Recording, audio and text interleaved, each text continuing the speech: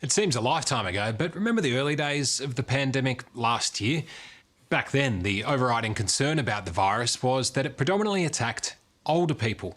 But with the Delta strain running rampant and vaccination rates still low, it's now the under 40s who are suffering. In the current hotspots of New South Wales and Queensland, they make up the majority of new COVID infections, and it includes a frightening number of school children, which is particularly alarming for researchers who predict the young ones could be scarred from this for decades to come. It's an outcome Australian teenagers in their final year of high school certainly want to avoid. Melika Azimi lives in a Sydney hotspot, and Sarah Ratnasar is isolating in her Brisbane bedroom after another student at her school tested positive. Both have been forced into home learning in the lead up to the most important exams of their lives. Like so many kids across the country, they feel overwhelmed.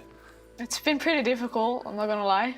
So it's been like 3 or 4 weeks that we've been in lockdown, and it's very difficult to be able to show up every day online and be able to push through with this whole thing, doing this online learning thing, and it's very hard to access our teachers, and it's just not a learning environment. I imagine it's a bit of a double-edged sword for you, because part of you would want to be back at school studying with your teachers there to help, but also on the other side you'd be worried about the danger of infection once you're back in the classroom.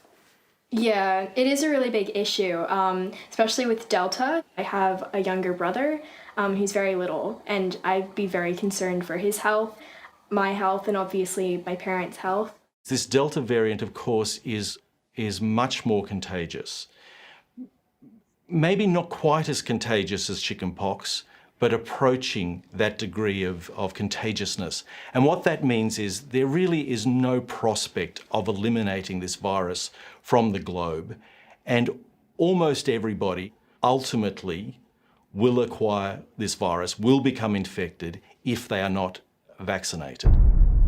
In Queensland, COVID testing is in overdrive after the Delta variant raged through schools.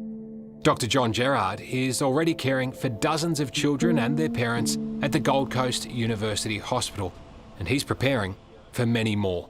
It's the younger age groups that will be vaccinated last because they are at lowest risk of getting severe disease. So that's not unreasonable, but unfortunately that means the virus will spread in those age groups. Even if we are able to vaccinate 80% of the adult population, which will be difficult, that still represents many millions of unvaccinated Australians, and we will see a pandemic of unvaccinated Australians over the next 12 months. There is no doubt. There is no doubt.